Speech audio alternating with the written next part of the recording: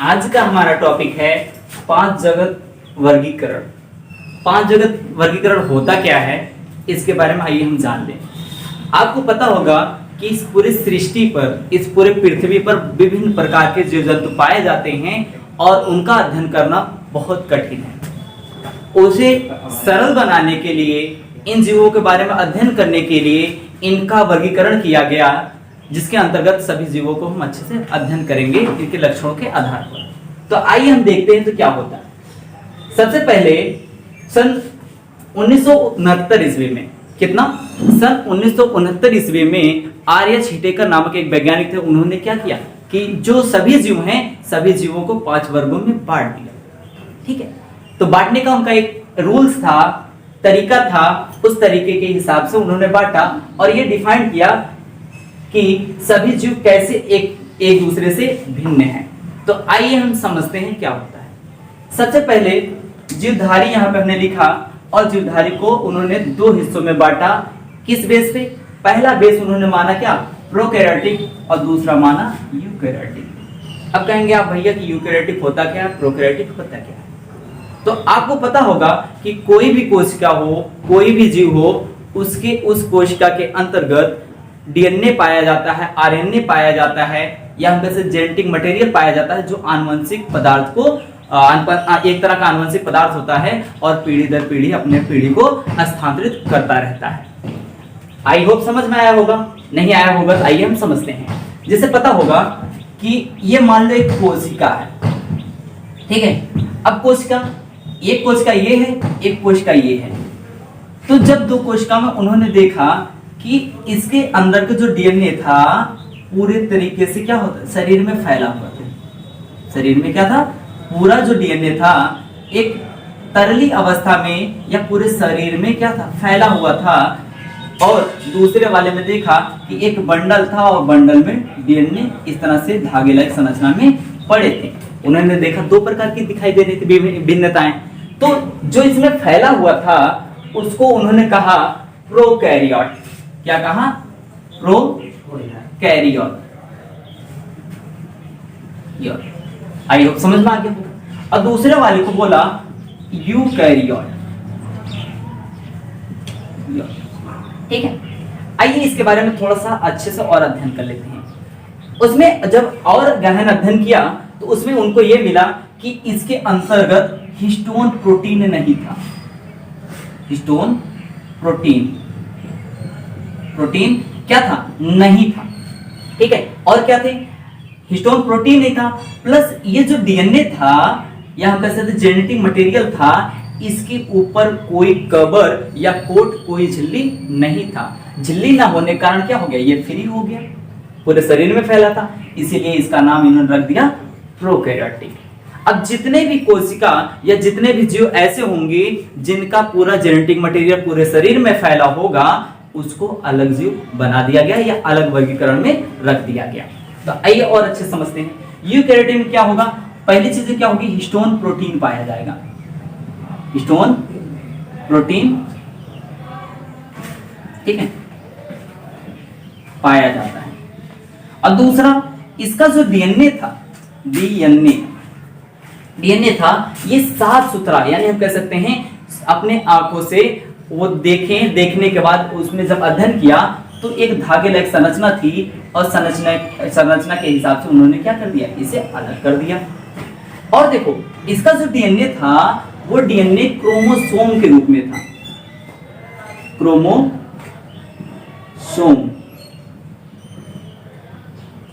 के रूप में था।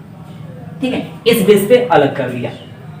अब आपको बता दें कि ये जो प्रोकैरियोटिक कोशिका होती है, इसके अंतर्गत मोनेरा आता है। मोनेरा एक वर्ग बनाया, इसके अंतर्गत ऐसे जीवों को रखा जिनके जो डीएनए था, आरएनए था या जेनेटिक मटेरियल था, वो पूरे तरीके से शरीर में फैला। तो आइए और समझ लेते हैं। इसके अंतर्गत आ जाएगा बैक्टीरिया। क्या आ जाएगा? बैक्टीरिया।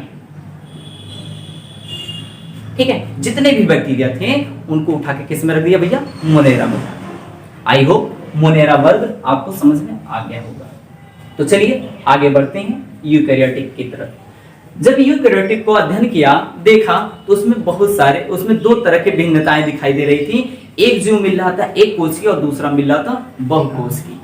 चलो उसे समझा देते हैं। आपको पता होगा यहाँ पे लिखा एक कोशिकी और यहाँ पे लिखा बहुकोशिकी, दो शाखाओं में बट गए। ठीक है, तो जो पहली शाखा थी वो था एक कोशिकी। तो ऐसे जीव जिनका शरीर एक कोशिका से बना होगा उनको उठा के उन्होंने किस में रख दिया, एक कोशिकीय जीव में रख दिया। और जिनकी कोशिकाएं दो से अधिक हैं, क्या है, एक या दो से अधिक है, उसको उठा के उन्होंने क्या कर दिया, बहुकोशिकीय में रख दिया। ठीक है, तो चलिए और देख लेते हैं। तो एक कोशिकीय जीव के अंतर्गत आने वाले जीवों को हम देख लेते हैं, अध्ययन कर लेते हैं। ठीक, अगर वीडियो पसंद आए तो लाइक करें, सब्सक्राइब करें और हाँ अपने दोस्तों के साथ शेयर जरूर करें। ठीक, देख लो, पढ़ लेते हैं एक कोशिकीय जीव।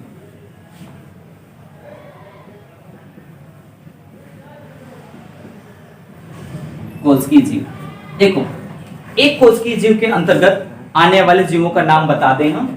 जैसे आ गया प्रोटोजोआ, प्रोटोजोआ और क्या होगा, प्रोटोजोआ। अब इसे देखो, सीधी सी बात, एक कोशिकीय जीवों को किस में रख दिया गया, प्रोटिस्टा में। और प्रोटिस्टा के अंदर अंतर्गत आने वाले जीवों का वर्ग क्या होगा, प्रोटोजोआ होगा।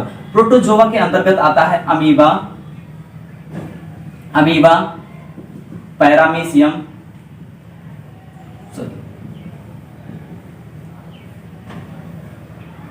मीशियम,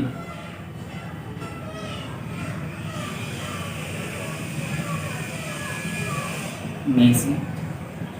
ठीक, और क्या आता है, यूग्लिना, पैरामीशियम और एक और आता है जिसे बोलते हैं हम क्या,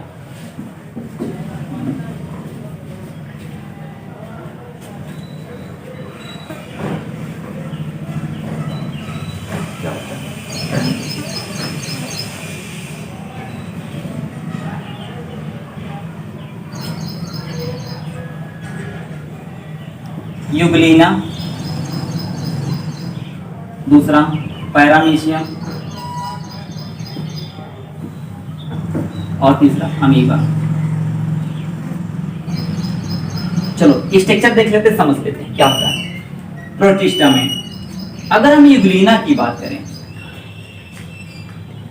ठीक है, इसका स्ट्रक्चर इस तरह से होता है। अब बताइए, इसका जो पूरा शरीर है, देख रहे हैं, इसका जो पूरी शरीर है, शारीरिक बनावट है, वो पूरा एक ही कोशिका है। एक ही कोशिका से वो भोजन करेगा, एक ही कोशिका से चलेगा, एक ही कोशिका उसका रिप्रोडक्टिव ऑर्गन का काम करेगा या अपने पीढ़ी को जन्म देगा। यानी उसका कहने का मतलब है कि ये पूरा शरीर ही एक कोशिकी होता है और एक ही कोशिका से सारे काम को ये करता है। बोलो, रहने दो, बेकार आ रहा है किनारे। क्या बेकार है, किनारे सब ठीक है, किनारे जो लाइट की वजह से। हाँ। अरे रहने दो यार, इतना तो चलता है। चलो प्ले करो, प्ले। दूसरा देखते हैं, आता है पैरामीशियम। ये देखो, पैरामीशियम भी क्या है, एक कोशिकीय जीव है। चलिए चलिए चलिए, काय हंस रहे हो? तुम जाके बैठ जाओ, भाग गए भाग। यार ना मारो तो पूरा वीडियो को सत्यानाश कर डालोगे। इसमें क्या था, दूसरा आता है पैरामीशियम। पीछे वो बेकार हो जाए, रहने, पैरामीशियम आता है और तीसरा आता अमीबा। और भी बहुत सारे जीव आते हैं, उनका अध्ययन हम बाद में करेंगे। ठीक है, फिलहाल समझ लेते हैं क्या होता है प्रोटिस्टा। देखो, प्रोटिस्टा के अंतर्गत आया यूग्लिना, पैरामीशियम, अमीबा। यहाँ पे है यूग्लिना, पैरामीशियम का स्ट्रक्चर ऐसा होता है, अमीबा का स्ट्रक्चर ऐसे होता है।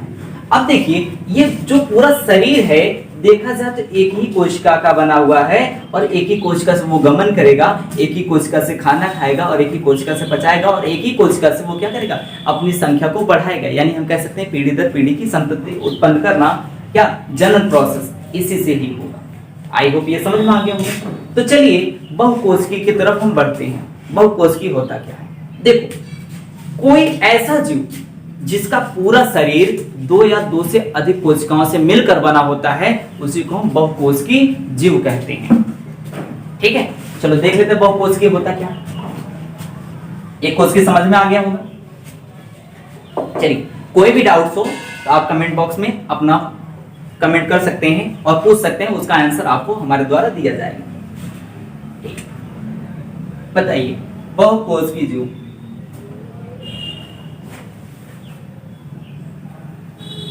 जीव, चलो समझ लेते हैं बहुकोशिकीय जीव क्या होता है। तो जब हिटेकर इस पे अध्ययन कर रहे थे, हिटेकर जी अध्ययन कर रहे थे, तो उस पे उनको हिटेकर जी जब इस पर अध्ययन कर रहे थे बहुकोशिकीय जीवों पर, तो उस पे उन्होंने देखा कि दो भिन्नताएं पाई जा रही थी। दो भिन्नताएं, एक तो ये कि उनका जो शरीर होगा, बहुकोशिकीय जीवों का जो शरीर था, एक तो था कठोर और एक था मुलायम। जो कठोर थे उसको उन्होंने कहा कोशिका भित्त सहित, और जिनकी कोशिका क्या होती लचीली थी उनको कहा कोशिका भित्त सहित, राहित। क्या कहा? राहित। देखो समझ लेते हैं, आपको पता होगा यहाँ पे भित्त बोला गया, सहित है, और यहाँ पे भित्त राहित है। समझिए, भित्त मीन्स क्या होगा, सहित मीन्स क्या होगा, भित्ति पाया जाएगा, भित्ति पाया जाएगा। और क्या होगा दूसरे में क्या होगा, कोशिका जो भित्ति होगा नहीं पाया जाएगा। ठीक है, तो समझ लेते कोशिका भित्ति होता क्या है। आपको पता होगा, अगर आप गांव के रहने वाले होंगे तो आपको भीत के बारे में अच्छे से पता होगा। भीत मीन्स होता दीवार, सुना है? तो देखो, दीवार जो होता है वो हमेशा मोटी होती है। क्या होती है? मोटी होती है। तो कहने का मतलब था कुछ जीव ऐसे मिले जिनकी शारीरिक संरचना क्या था, जटिल था, उनके जो बाहरी लेयर थे वो मोटे होते हैं। जैसे आप देख सकते हो पेड़ की छाल को दबाओ तो नहीं दबता, वो क्या है, कोशिका भित्ति है। लेकिन वहीं पे हमारी कोशिकाएं देख लो, हम प्रेस करते हैं तो वो दबता है। तो यह कह सकते हैं हमारे जो शरीर है वो कोशिका भित्ति राहित है, यानी हमारे पास कोशिका भित्त नहीं पाया जाता, लेकिन पादप के पास कोशिका भित्त पाया जाता है। तो आइए समझ लेते हैं क्या होता है। तो देखो, कोशिका भित्त जिसमें पाया जाएगा उसको क्या किया गया, अलग कर दिया गया, और जो जिसमें कोशिका भित्त नहीं पाई जाती उसको अलग कर दिया गया। तो सीधी सी बात भाई साहब, इसमें कोशिका भित्त रहित में एनिमल आ जाएंगे। क्या आ जाएंगे? एनिमल। जितने भी एनिमल होंगे, दो या दो से अधिक कोशिकाओं को उठा के उन्हें किस में रख दिया गया, एनिमेलिया। समझ में आ गया? कोई क्वेश्चन हो तो आप कमेंट में जरूर बताइए। ठीक, अब देखो, जो कोशिका भित्त सहित था, यानी जिसमें कोशिका भित्त पाए जाते थे, उसमें भी क्या थी, दो डिफरेंसेस थी, दो विभिन्न प्रकार का अंतर दिख रहा था। एक तो ऐसे जीव जो अपना भोजन स्वयं बना रहे थे, और दूसरा जीव ऐसे जो अपना भोजन नहीं बना रहे थे। तो जो अपना भोजन स्वयं बनाएगा, आपको पता है वो क्या होगा, स्वपोषी होगा। जो अपना भोजन दूसरों से लेगा वो क्या होगा, परपोषी होगा या विषमपोषी होगा। तो कहने का मतलब क्या होगा, जो स्वपोषी होगा वो क्या होगा, स्वपोषी होगा, क्या करेगा, प्रकाश संश्लेषण करेगा।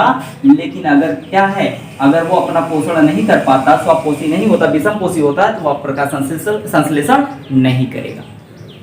ठीक, और देखिए इसके बाद इसी को कोशिका भित्ति जो सहित था, किसमें था, सहित था, इसको दो भागों में बांट दिया गया। ठीक है, एक तो आ गया क्या, जो प्रकाश संश्लेषण नहीं करता, उसे फंजाई कहा गया। क्या कहा गया, फंजाई। अब देखो, फंजाई के अंतर्गत आने वाले जीवों को हम बता दें। फंजाई के अंतर्गत आ जाएगा आपका क्या, जैसे हो गया मशरूम, ठीक है, मशरूम हो गया, ईस्ट हो गया, ठीक है, और भी होते हैं इत्यादि। ठीक है, इस तरह के बहुत सारे जीव आते हैं। क्लियर? और जो प्रकाश संश्लेषण करता है, क्या करता है, करता है, जो अपना भोजन स्वयं बनाता है, उसके अंतर्गत आ जाएगा प्लांट। क्या आ जाएगा, प्लांट। अब देखो, जब प्लांट आ जाएगा तो प्लांट के अंतर्गत क्या आ जाएंगे, घास आ जाएगा, ठीक है, शाक आ जाएगा, झाड़ आ जाएगा,